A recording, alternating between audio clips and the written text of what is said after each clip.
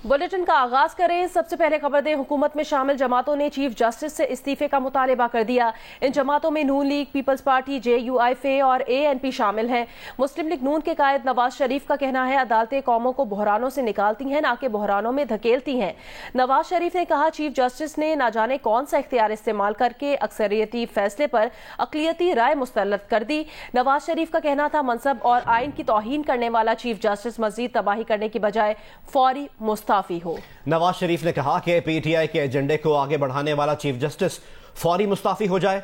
Peoples party के chairman और वजीर खारजा बिलावल भुट्टो जरदारी ने भी chief justice of Pakistan justice Umar Ata Bandial से मुस्ताफी होने का मुतालबा कर दिया। बिलावल का कहना था कि चीफ जस्टिस अदालत को ठीक नहीं कर सकते तो किसी और को जिम्मेदारी दें।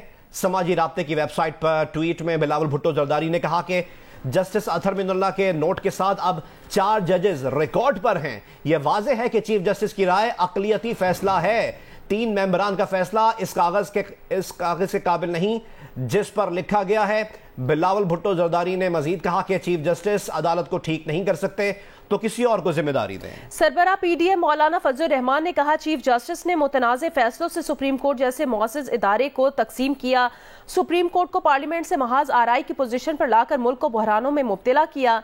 इसका वाहिद हल अब इनका इस्तीफा है। इनको बगैर किसी ताखीर के इस्तीफा दे देना चाहिए। अवामी नेशनल पार्टी के रहनुमा एमल वली खान ने खबरदार किया कि चीफ जस्टिस ने इस्तीफा ना दिया तो वो ईद के बाद तैयार रहें, हम इस्लामाबाद आ रहे हैं।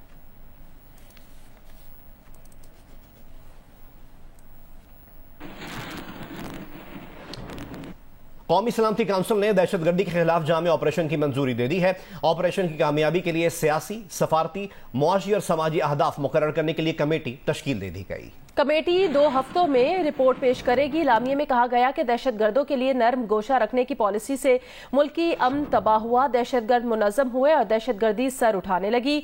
वजीर आजम शहबाज शरीफ की ज़ेर सदारत वजीर आजम हाउस में होने वाले कौमी सलामती काउंसिल के इजलास का एलामिया जारी कर दिया गया। इजलास में वफाकी वज़रा, वज़राए आला, chairman joint chiefs of staff committee, services chiefs और अहम हुकाम शरीक हुए। एलामिये में कहा गया कि दहशतगर्दी के लिए नर्म गोशा अवामी तवक्कुआत के बिल्कुल मुनाफी है। इससे मुल्क में हालिया दहशतगर्दी के वाकयात हुए हैं। एलामिया में कहा गया कि TTP के खतरनाक दहशतगर्दों को एतमाद साजी के नाम पर जेलों से रिहा करना अफसोसनाक है। अफगानिस्तान से खतरनाक दहशतगर्दों की मदद से अमन और इस्तेहकाम बर्बाद हुआ। कौमी सलामती काउंसिल ने दहशतगर्दी के खात्मे के लिए जामे ऑपरेशन की मंजूरी दे दी है। ऑपरेशन नए जज्बे और नई आज़्मो हिम्मत से मुल्क को दहशतगर्दी की लानत से पाक करेगा। जामे ऑपरेशन में सियासी, सफारती, सिक्योरिटी, मुआशी और समाजी सतह पर कोशिशें शामिल होंगी। ऑपरेशन के लिए कमेटी तश्कील दी गई है जो 2 हफ्तों में सिफारिशात पेश करेगी। काउंसिल ने इंतहाई मतलूब दहशतगर्द गुलजार इमाम उर्फ शंबे की गिरफ्तारी, BNA और ब्रास के खिलाफ कार्रवाइयों को सराहा और गैर मुल्की ताउन से मुल्क मुखालिफ सोशल मीडिया मुहिम की शदीद अल्फाज में मजम्मत की है। एलामिया में यह भी कहा गया है कि कौमी सलामती के लिए हुकूमती अवामी रिलीफ के इकदाम पर जोर देते हैं। पायदार अमन के लिए सिक्योरिटी फोर्सेस की कोशिशें काबिल तारीफ हैं।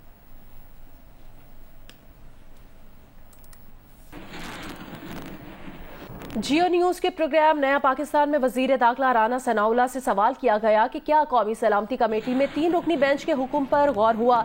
इस पर उन्होंने कोई वाज़ेह जवाब देने से गुरेज किया। ताहम कहा कि जब सुप्रीम कोर्ट का कोई हुक्म ही मौजूद नहीं तो फिर किस फैसले की तायद और पैरवी की जाए। इस मीटिंग की क्योंकि कार्रवाई जो है वो इन कैमरा होती है तो इसलिए जो बात एलानिये में आ गई उसी के ऊपर ही जो है वो इत्तफाक करना पड़ेगा। उससे कम या ज़्यादा जो है वो बात की नहीं जा सकती। कम से कम ये तो बात हुई होगी ना कि सुप्रीम कोर्ट के अहकामात के मुताबिक क्या हम सिक्योरिटी फराहम करेंगे। क्या इस पे मौक़िफ़ है दिफाई इदारे का? इसमें सुप्रीम कोर्ट का कोई हुक्म है ही नहीं, सुप्रीम कोर्ट का फैसला ही नहीं है तो फिर उसको किस फैसले की हम जो है वो तईद करें या उसकी जो है वो हम पैरवी करें। फैसला तो है ही नहीं।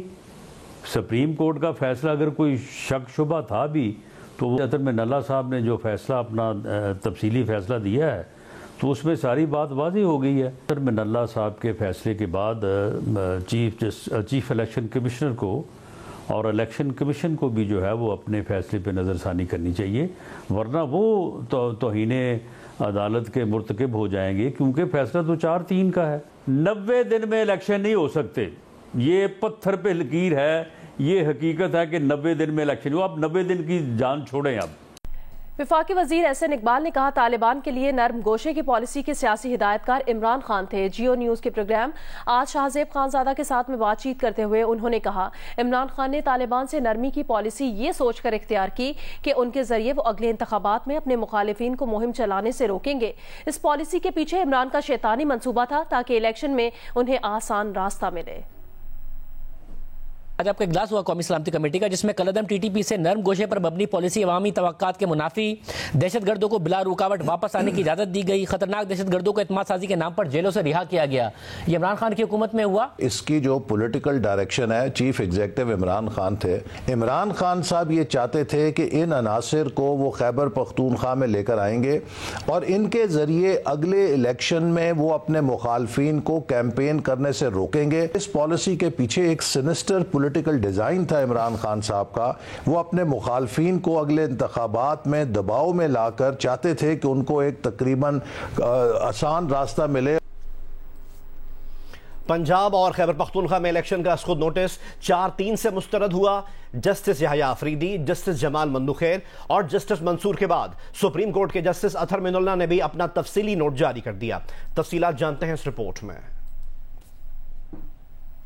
पंजाब खैबर पख्तूनख्वा इंतखाबात की तारीख पर आज खुद नोटिस केस। सुप्रीम कोर्ट के जस्टिस अतहर मिनुल्लाह ने तफसीली फैसला जारी कर दिया जो 25 सफ़हात पर मुश्तमिल है। जस्टिस अतहर मिनुल्लाह ने फैसले में लिखा है, अदालती फैसला 4-3 का है, जिसके तहत इलेक्शन आज खुद नोटिस और दरखास्तों को मुस्तरद किया। दरखास्तें और आज खुद नोटिस खारिज करने की 3 बुनियादी वजूहात हैं। नंबर 1, फुल कोर्ट की जानिब से आर्टिकल 184(3) के इस्तेमाल के बुनियादी असूलों की पाबंदी बेंच पर लाजिम थी। नंबर 2, अदालत को अपनी गैर जानिबदारी के लिए सियासी जमातों के मुफादात के मामलात पर एहतियात बरतनी चाहिए। नंबर 3, अदालत को सियासी दरखास्त गुजार का तर्ज अमल और नेक नीति भी देखना चाहिए। जस्टिस अतहर मिनुल्लाह ने वजाहत की है कि वो बेंच से अलग नहीं हुए थे। 27 फरवरी को चाय के कमरा में इत्तफाक राय हुआ कि मैं बेंच में बैठूंगा। ये बात भी रिकॉर्ड पर रखना चाहता हूँ कि ना तो मैंने खुद को बेंच से अलग किया, न लाताल्लुकी की। अदालत को सियासी तनाज़े से बचने के लिए अपने नोट में फुल कोर्ट की तश्कील की तजवीज दी। असद नोटिस की कार्रवाई ने अदालत को गैर जरूरी सियासी तनाज़ात से दोचार कर दिया। जस्टिस अतहर मिनुल्लाह का कहना है कि सियासतदान मुनासिब फोरम्स की बजाय अदालत में तनाज़ात लाने से हारते या जीतते हैं, लेकिन अदालत हर सूरत हार जाती है। सुप्रीम कोर्ट समेत तमाम इदारों को अपनी अना एक तरफ रखकर आईनी जिम्मेदारियां पूरी करनी चाहिए। मुल्क एक सियासी और आईनी बहरान के दहाने पर खड़ा है। वक्त आ गया है कि सुप्रीम कोर्ट समेत तमाम जिम्मेदार एक कदम पीछे हटें और खुद शनासी का सहारा लें। जस्टिस अतहर मिनुल्लाह ने स्टेक होल्डर्स यानी PTI के किरदार पर भी सवाल उठाए हैं। कहते हैं, इंतखाबात की तारीख का मामला एक तनाज़े से पैदा हुआ जो बुनियादी तौर पर सियासी नौयत का था। एक सियासी जमात ने अपोजिशन का आईनी किरदार अदा करने के बजाय सियासी हिकमत अमली के तौर पर इस्तीफे दिए। पहले इस्तीफे मंजूर कराने अदालत आए, फिर जब इस्तीफे मंजूर हुए तो मंजूरी के खिलाफ अदालतों में आ गए। क्या सियासी हिकमत अमली के तौर पर सूबाई असम्बलियां तहलील करना आईनी जमहूरियत से मुताबिकत रखता है? क्या ऐसे असम्बलियां तोड़ना बजाते खुद आइन की खिलाफ वर्जी नहीं? क्या एक ही वक्त में अदालत उज़्मा और अदालत आलिया का फोरम एक ही मकसद के लिए इस्तेमाल किए जाने का नोटिस नहीं लिया जाना चाहिए? PTI के असम्बली से इस्तीफों की वजह से सियासी बहरान में इजाफा हुआ। दरखास्त गुजारों का रवैया इस बात का मुतकाजी नहीं कि 184(3) का इख्तियार समात इस्तेमाल किया जाए। जस्टिस अतहर मिनुल्लाह ने सुप्रीम कोर्ट के किरदार पर सवाल उठाते हुए लिखा है कि अदालत उज़्मा को यके बाद दीगरे तीसरी बार सियासी नौयत के तनाज़ात में घसीटा गया। सुप्रीम कोर्ट मुसलसल सियासी तनाज़ात के हल का मरकज बनी हुई है। सुप्रीम कोर्ट को किसी की सियासी हिकमत अमलियों को आगे बढ़ाने के लिए खुद को पेश नहीं करना चाहिए। यूँ सुप्रीम कोर्ट गैर इरादी तौर पर पार्लियामेंट को कमजोर कर रही है। PTI की दरखास्त पर जिस अंदाज से कार्रवाई शुरू की गई, इससे सुप्रीम कोर्ट सियासी तनाज़ात का शिकार हुई। आज खुद नोटिस लेकर सियासतदानों को अदालत पर एतराज उठाने की दावत दी गई। जस्टिस अतहर मिनुल्लाह ने कहा कि सुप्रीम कोर्ट ने बेगम नुसरत भुट्टो बनाम आर्मी चीफ केस में आर्टिकल 184(3) इस्तेमाल करके नजरिया जरूरत की बुनियाद पर मार्शल लॉ के निफाज की तौसीक की थी। सुप्रीम कोर्ट की तौसीक से एक दहाई तक मुल्क में मार्शल लॉ रहा। सुप्रीम कोर्ट के 4-3 के अक्सरती फैसले से माजूल वजीर आजम को फांसी चढ़ाया गया। आज खुद नोटिस से अदालत की गैर जानिबदारी पर सवालात उठे और तहरीरी एतराजात दाखिल हुए। हाई कोर्ट्स में केस ज़ेरे इल्तवा था। इसके बावजूद सुप्रीम कोर्ट ने आज खुद नोटिस लिया। हाई कोर्ट्स की सलाहियत पर शक करने की कोई वजह नहीं बनती। आर्टिकल 63A की तशरीह के सियासी माहौल पर असरात हुए जो पोलराइज्ड सियासी स्टेक होल्डर्स के लिए बहुत दूरस्थ थे। आर्टिकल 184(3) में अपील का हक नहीं होता, इसलिए मुनासिब होता हाई कोर्ट को मामला सुनने दिया जाता। सियासतदान अपने मामलात सियासी बातचीत से हल करें। नुमाइंदा खुसूसी अब्दुल कयूम सदीकी, जियो न्यूज, इस्लामाबाद। जस्टिस अतर मिनल्ला का फैसला सामने आने के बाद तहरीक इंसाफ के हामी सोशल मीडिया अकाउंट से उन पर शदीद तनकीद का सिलसिला जारी रखे हुए हैं। जब जस्टिस अतर मिनल्ला इस्लामाबाद हाई कोर्ट के चीफ जस्टिस थे तो उन्होंने खातून जज धमकी केस समेत दीगर मुकदमात में इमरान खान के हक में फैसले किए थे। तब इमरान खान ने कहा था वो जस्टिस अतर मिनल्ला का हर फैसला तस्लीम करेंगे। कि जो अतर मिनल्ला का जो हाई कोर्ट है इस्लामाबाद का, इसने बड़े जबरदस्त फैसले किए। मैं इसकी कई दफा इनकी तारीफ की है, इन्होंने स्टैंड लिए हैं ऐसे, और मैं कभी जो भी ये फैसला करेंगे मैं कबूल करूंगा। District and session courts Islamabad में तोशाखाना केस की समाअत। इलेक्शन कमीशन की जानिब से तोशाखाना केस की जल्द समाअत मुकर्रर करने की दरख्वास्त दी गई। इलेक्शन कमीशन के वकील अमजद परवेज अदालत पहुंच गए हैं। District and session courts Islamabad में तोशाखाना केस की समाअत आज होनी है। पुलिस की जानिब से ताहाल नोटिस की तामील की रिपोर्ट अदालत में जमा नहीं कराई जा सकी है। एडिशनल सेशन जज ने तामीली नोटिस की रिपोर्ट जमा होने तक समाअत में वक्फा कर दिया है। इलेक्शन कमीशन के वकील अमजद परवेज अदालत पहुंच गए हैं। इलेक्शन कमीशन की जानिब से तोशाखाना केस की जल्द समाअत मुकर्रर करने की दरख्वास्त पर समाअत से मुतालिक आपको अपडेट कर रहे हैं। इलेक्शन कमीशन के वकील अमजद परवेज अदालत पहुंच गए हैं। पुलिस की जानिब से ताहाल नोटिस की तामील की जो रिपोर्ट थी वो अदालत में जमा नहीं कराई जा सकी है। एडिशनल सेशन जज ने तामीली नोटिस की रिपोर्ट जमा होने तक समाअत में वक्फा कर दिया है। District and session court Islamabad में तोशाखाना केस की समाअत। मज़ीद तफसीलात जानेंगे जियो न्यूज़ के नुमाइंदे अरफा फिरोज से। अरफा फिरोज, अपडेट कीजिएगा। जी बिल्कुल, आज इमरान खान के खिलाफ जो है वो इस्लामाबाद में दो मुख्तलिफ केसों जो मुख्तलिफ अदालतों में जो है वो केसेस मुकर्रर हैं, और एक जो है वो तोशाखाना केस और दूसरा जो है वो गैर कानूनी निकाह के हवाले से जो दरख्वास्त एक आम शहरी ने दी है। तोशाखाना केस के हवाले से थोड़ी सी आपको बताते चले कि जो इलेक्शन कमीशन है उसने तोशाखाना केस की जल्द समाअत मुकर्रर करने की दरख्वास्त जो है वो दायर की है एडिशनल सेशन जज जफर इकबाल की अदालत में, और इस पर जो है वो फरीकैन को नोटिस जारी किया। इमरान खान को जाती हैसियत में जफर इकबाल ने आज अदालत में जो है वो तलब किया गया है। आज सुबह जो है उस पर समाअत हुई है। जो इलेक्शन कमीशन के वकील हैं अमजद परवेज, वो अदालत के सामने जो है वो पेश हुए हैं, और उन्होंने जो है वो जब पूछा है कि समाअत का जो वो क्या है कि कब जो है वो शुरू करनी है, तो अदालत ने ये बताया कि अब तक पुलिस की जानिब से ताहाल जो नोटिस की तामील की जो रिपोर्ट है वो अदालत में अभी तक जमा जो है वो नहीं करवाई गई। तो जैसे ही जो थाना कोसार की पुलिस है वो नोटिस की तामील की रिपोर्ट जब अदालत में जमा करवाएगी तो उसके बाद फिर ये जो प्रॉपर जो समाअत है उसका जो है वो आगाज होगा, और फिर जो इलेक्शन कमीशन के वकील हैं साद हसन और जो अमजद परवेज वो दलाइल देंगे, और फिर इसमें जो इमरान खान है जाहिर सी बात है उनको जाती हैसियत में भी तलब किया गया और उनके जो वकील है उनको भी इसमें तलब किया गया है। तो वक्त के बाद जब ये जो तामीली रिपोर्ट है ये जब जमा करवा दी जाएगी पुलिस की जानिब से अदालत में, तो उसके बाद जो समाअत का बाकायदा आगाज होगा। जी बहुत बहुत शुक्रिया अरफा, हम आपसे मजीद अपडेट्स हासिल करते रहेंगे। वज़ीर ख़जाना इसहाक डार ने कहा कि हुकूमत इस्लामी बैंकिंग निज़ाम के क़याम और सूद के खात्मे पर मबनी बैंकिंग निज़ाम कायम करने के वादे को पूरा करने के लिए पुरज़्म है। वो शरीयत कोर्ट की तरफ से सूदी निज़ाम के खात्मे पर अमल दरामद के लिए बनाई गई स्टीयरिंग कमेटी की वर्चुअल लिंक पर सदारत कर रहे थे। वज़ीर ख़जाना ने रिबा से पाक निज़ाम पर अमल दरामद यकीनी बनाने के लिए तमाम स्टेक होल्डर्स को मुकर्ररा मुद्दत के अंदर टास्क पूरा करने की हिदायत की है। वज़ारत ख़जाना की तरफ से जारी करदा एलामिया के मुताबिक वफाकी वज़ीर ख़जाना की ज़ेर सदारत फेडरल शरिया कोर्ट की तरफ से सूद पर फैसले के बारे में स्टीयरिंग कमेटी का दूसरा इजलास मुनक्किद हुआ, जिससे खिताब में वफाकी वज़ीर ख़जाना ने कहा कि मुल्क को अदालती फैसले के मुताबिक सूदी निज़ाम से पाक किया जाएगा। वफाकी वज़ीर ख़जाना ने स्टेट बैंक की जानिब से शरिया कंप्लाइंस के लिए अवामी शऊर उजागर करने, इस्तेदाद कार में बेहतरी, आलमी मयार के मुताबिक कानूनी और रेगुलेटरी इस्लाहात में नुमाया पेशरफ्त को सराहा। इजलास को बताया गया कि माली निज़ाम में रिबा के खात्मे के लिए कायम टास्क फोर्स को तलब और रसद के चैलेंजेस का सामना है। उन मसाइल को मुकर्ररा मुद्दत के अंदर हल करने के लिए तजवीज़ का भी जायजा लिया गया। रिवायती बैंकारी की जगह शरई निज़ाम की जानिब पेशरफ्त पर स्टेट बैंक ऑफ पाकिस्तान के किरदार की तारीफ की गई। इसहाक डार ने उम्मीद जाहिर की कि स्टीयरिंग कमेटी मुकर्ररा मुद्दत के अंदर टास्क पूरा करेगी। वज़ीर ख़जाना ने सूद से पाक निज़ाम के लिए तमाम स्टेक होल्डर्स को पूरी लगन और मेहनत के साथ काम करने की हिदायत की। इजलास में गवर्नर स्टेट बैंक, सेक्रेटरी ख़जाना और दीगर मुतालिका हुकाम ने शिरकत की। हैदराबाद में चीनी की कीमतों को पड़ लग गए। चीनी की फी किलो कीमत में 20 रुपए का मजीद इजाफा हो गया, जिसके बाद चीनी की फी किलो कीमत 120 रुपए तक पहुंच गई है। तफसील बताएंगे अली नईम।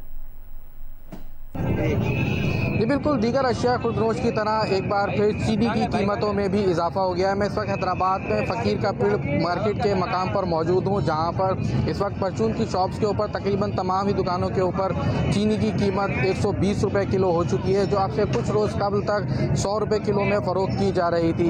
इस हवाले से लोगों का ये कहना है कि क्या चीनी हो, क्या आटा हो, हर चीज़ के ही रेट में रोज़ाना की बुनियाद पर इजाफा हो जाता है और इस हवाले से प्राइस को रेगुलेट करने के लिए कोई अमली इक़दाम नहीं उठाए जा रहे हैं। जबकि अगर हम दुकानदारों से बात करें तो दुकानदारों का ये कहना है कि होलसेल मार्केट के अंदर जब चीनी की कीमतों में इजाफा होता है तो उन्हें भी अल्टीमेटली कीमतों में इजाफा करना पड़ता है।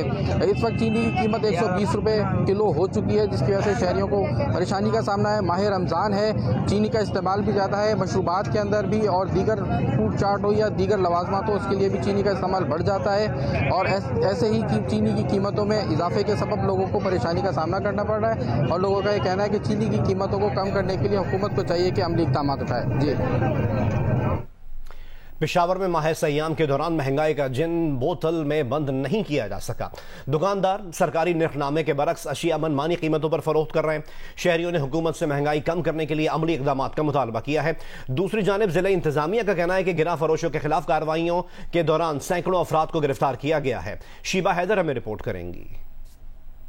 रमजान मुबारक के दौरान पेशावर में अशिया खुर्दनोश की कीमतों में होशरुबा इजाफा जारी है। गाय के गोश्त का सरकारी निर्ख 500 रुपए मुकर्रर है, ताहम दुकानदार 800 रुपए फी किलो फरोख्त कर रहे हैं, जबकि मुर्गी फी किलो 500 रुपए से कम में दस्तयाब नहीं। बढ़ती हुई महंगाई के बायस मुतवस्सित और दिहाड़ीदार तबके की क़ुव्वत खरीद जवाब दे रही है। रमज़ान का महीना है और इसमें हर एक चीज़ जो है ना हमारे पहुंच से बाहर है और घरों के मसले मसाइल नहीं पूरे होते। अभी बस जो रेट इन्होंने बताया उसी रेट पे ही हमने सब्जी वगैरह खरीद ली है। सब्जियों और फलों की कीमतों में 50% तक इजाफा हुआ है, जबकि दुकानदार सरकारी निर्खनामे पर भी अमल दरामद नहीं कर रहे। जिला इंतजामिया ग्राम फिरोशों के खिलाफ कार्रवाइयाँ कर रही है। यकम रमज़ान से लेके कुछ अभी के रमज़ान तक हमने कोई 10,500 से ऊपर के लगभग इस्टेब्लिशमेंट्स अभी तक हमने इंस्पेक्ट किए हैं। इसमें आपके ग्रॉसरी स्टोर्स भी आ जाते हैं, नानबाई की दुकानें भी आ जाती हैं, सब्जियों की दुकानें भी आ जाती हैं। जिन्होंने मेजर वायलेशंस की हुई थी उनको हमने जेल भिजवा दिया है। बहुत सी जो इस्टेब्लिशमेंट्स हैं वो हमने सील कर दी थी कानून के मुताबिक। जिला इंतजामिया के मुताबिक रमजान के दौरान सरकारी निर्ख पर अशिया खुर्दनोश न बेचने वाले 1000 से ज्यादा अफराद को गिरफ्तार करके जेल भेजा गया है, जबकि 8 लाख रुपए जुर्माने भी किए गए हैं। कैमरामैन नजर अली के साथ शीबा हैदर, जो न्यूज, पेशावर। खेल के मैदान से खबर दें, न्यूजीलैंड के खिलाफ होम सीरीज के लिए पाकिस्तान क्रिकेट टीम ने भरपूर तैयारियों का आगाज कर दिया है। कप्तान बाबर आजम समेत खिलाड़ियों की कैंप में भरपूर बैटिंग, बॉलिंग और फील्डिंग की प्रैक्टिस की गई। फखर जमान कौमी स्क्वाड को 10 अप्रैल को ज्वाइन करेंगे। न्यूजीलैंड के खिलाफ व्हाइट बॉल क्रिकेट सीरीज से कबल कौमी टीम का कैंप कजाफी स्टेडियम में शुरू हो गया। पहले रोज खिलाड़ियों ने 3 घंटे प्रैक्टिस की। खिलाड़ियों ने बैटिंग और बॉलिंग के साथ फील्डिंग पर खुसूसी तवज्जो दी।